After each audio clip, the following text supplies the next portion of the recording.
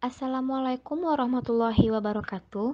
Perkenalkan kami dari kelompok 1 yang anggotanya terdiri dari Pasha Nazarani Marpaung, Korotu Aini Afru, Rahel Angelina Purba, Revisa Jovisa Fitri, Suci F. Devianti dan juga Yumna Laila akan membahas tentang bab 7 yang berjudul Perjuangan Riau pada masa kemerdekaan Republik Indonesia. Di sini kami akan membahas sebuah topik tentang tokoh-tokoh pejuang Riau di masa revolusi kemerdekaan Republik Indonesia. Berikut penjelasannya.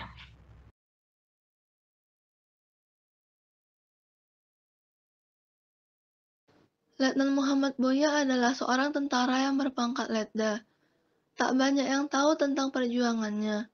Beliau merupakan salah satu tokoh pahlawan yang memperjuangkan kemerdekaan di wilayah Indragiri Hilir. Beliau lahir pada tahun 1921 di Indragiri Hilir. Beliau dikenal sebagai pejuang kemerdekaan yang gagah berani dan pantang menyerah saat rakyat melawan Belanda. Salah satu wilayah Riau yang pernah dikuasai oleh Belanda dan Jepang adalah Indragiri Hilir. Dalam pertempuran melawan Belanda, ada banyak pejuang yang menjadi tokoh pahlawan yang sangat berperan dan gugur dalam melawan penjajah tersebut di Indragiri Hilir. Salah satunya adalah Letnan Muhammad Boya. Dengan dikumandangkannya proklamasi kemerdekaan Indonesia, maka secara resmi rakyat Indonesia telah lepas dari penjajahan. Namun, usaha tersebut tidak sampai di situ saja, karena Belanda berusaha kembali menguasai Indonesia. Mereka tidak mengakui kedaulatan Indonesia dan kemudian menimbulkan agresi militer Belanda. Hal ini turut terjadi di Indragiri Hilir. Letnan Muhammad Boya ikut serta dalam membela tanah air Indonesia pada masa agresi militer Belanda, khususnya di daerah Tembilahan dan sekitarnya. Saat Riau membentuk Barisan Pemuda Perjuangan atau BPR yang beranggotakan para pemuda Riau bekas Gugun, Heiho, Kaigon, dan masyarakat, pemerintah pusat kemudian menginstruksikan pembentukan Badan Keamanan Rakyat atau BKR. Di Kawedanan Tembilahan kemudian dibentuk BKR Tembilahan pada tanggal 9 Oktober 1945 yang berisi 29 anggota dan dipimpin oleh Muhammad Boya. Pada pertempuran di Tanjung Kilang, Muhammad Boya turut ikut dalam pertempuran tersebut. Terjadinya pertempuran ini karena pada saat itu Pulau Dura yang merupakan bagian wilayah dari Tanjung Kilang diduduki oleh satu peleton KNIL dan satu detasemen Veld Polisi. Letnan Muhammad Boya wafat pada tahun 1949. Jenazahnya ditemukan di dekat jembatan. Sore itu juga, jenazahnya dibawa ke rumah ibunya dan adiknya di Sungai Rukam Hulu Enok. Kemudian dimakamkan di Rukam dengan upacara militer dan berlangsung dengan khidmat.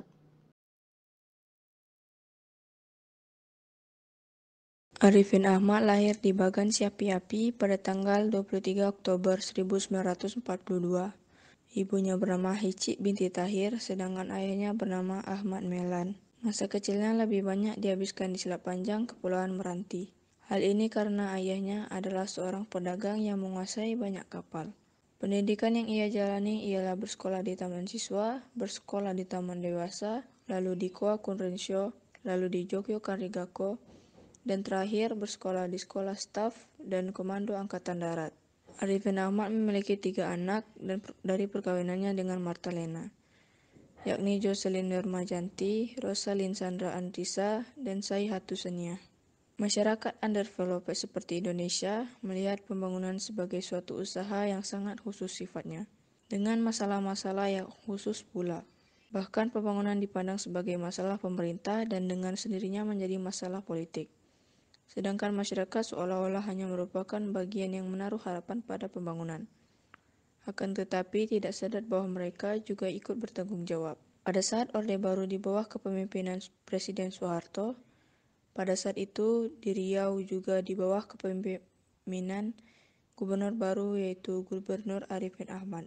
Dengan kepemimpinan Arifin Ahmad, maka kondisi yang kacau pada kepemimpinan sebelumnya berangsur-angsur pulih. Dalam pelaksanaan Pelikta 1, Provinsi Riau dipimpin oleh Gubernur Arifin Ahmad. Ia adalah putra daerah pertama yang menjadi Gubernur Riau. Ia menjabat menjadi gubernur selama 12 tahun dan dipandang sebagai gubernur paling lama memangku jabatannya. Gubernur Arifin Ahmad mulai mengadakan pembangunan secara berangsur-angsur. Dan pada saat inilah pembangunan di Indonesia dikenal dengan nama Repelita. Repelita ini mulai pada tahun 1969 sampai dengan tahun 1998. Repelita ini merupakan suatu karya yang dapat dikatakan relatif baik jika dibandingkan dengan rencana-rencana sebelumnya. Karena ini pembangunan untuk jangka yang panjang yang memikirkan untuk ke depannya. Selama menjadi Gubernur Riau, ada banyak pembangunan yang bisa dirasakan sampai saat ini, seperti Jembatan Lekton, Jembatan Rantau Barangin, hingga kantor Gubernur Riau. Berbagai kemajuan dicapainya. Padahal ketika itu kondisi daerah dan nasional belum stabil. Pada saat menjabat, visi Arifin Ahmad ialah mengangkat kesejahteraan masyarakat Riau. Salah satunya Riau harus turut mengayam hasil kekayaan alam sendiri. Akhirnya beliau wafat pada tanggal 11 Januari 1994 di Jakarta dengan usia 69 tahun. Setelah beliau wafat, Arifin Ahmad secara resmi bergelar Datuk Sri Indra Perkasa Negeri. Penerimaan gelar ini diterima oleh adik bungsu beliau. Selanjutnya ada Kaharudin Nasution. Kaharudin Nasution adalah putra kelahiran Medan pada tanggal 23 Juli 1925. Memiliki nama panggilan Balen, masa kecil beliau lebih banyak dihabiskan di daerah kelahirannya. Beliau adalah seorang yang jujur, bersih, sederhana, dan santun. Beliau mulai memasuki sekolah dasar di Holland Island School atau HIS pada tahun 1932. Kemudian beliau melanjutkan pendidikan di Indonesia's Netherlands School, yaitu INS di Kayu Tanam. Kaharudin Nasution yang berusia 34 tahun pada saat ia menikah dengan Rostami yang baru saja menyelesaikan sekolahnya. Rayu Siti Rostami lahir di Bogor pada tanggal 25 Maret 1940. Mereka menikah pada tanggal 17 Agustus 1958 dan mereka dikaruniai 4 orang anak yaitu 2 putra dan 2 putri. Kaharudin Nasution mulai menginjakkan kaki di Riau pada tanggal 5 Maret 1958, 7 hari sebelum hari H PRRI memulai operasi yaitu pada tanggal 12 Maret 1958. Saat memimpin pelaksanaan operasi tegas yang telah dipersiapkan di Tanjung Pinang untuk menumpas gerakan separatis Pemerintahan Revolusioner Republik Indonesia atau PRRI yang merongrong kedaulatan Negara Kesatuan Republik Indonesia. Tujuan utama operasi tegas adalah untuk menguasai daerah Riau Perairan dan Riau Daratan dengan pusat Pekanbaru untuk menutup perembesan dan hubungan pemberontakan ke luar negeri melalui Selat Malaka ke daerah Singapura dan Malaya. Dengan menutup daerah ini, berarti mengisolisir hubungan pemberontak ke luar negeri melalui Selat Malaka. Dengan menjabatnya Kaharudin Nasution sebagai Gubernur Riau, mulailah pembangunan infrastruktur sarana dan prasarana. Adapun yang dibangun Kaharudin Nasution yaitu prasarana bangunan, jalan, gedung-gedung pemerintahan, dan sarana umum lainnya.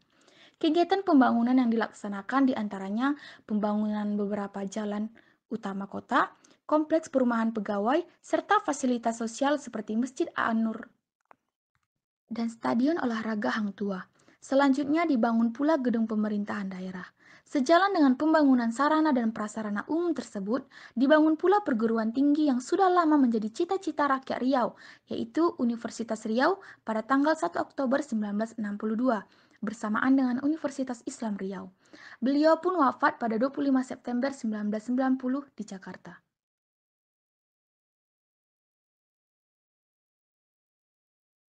Letnan Kolonel Hasan Basri lahir di Desa Meranti Bunting, Kecamatan Merbau pada tanggal 8 April 1927. Ia menjadi tentara dengan pangkat Letnan Kolonel pada tanggal 1 November 1945. Ketika menjabat sebagai Wakil Gubernur Militer Wilayah Riau, beliau membentuk Badan Keamanan Rakyat atau BKR di Selat Panjang. BKR ini berada di bawah Keresidenan Riau.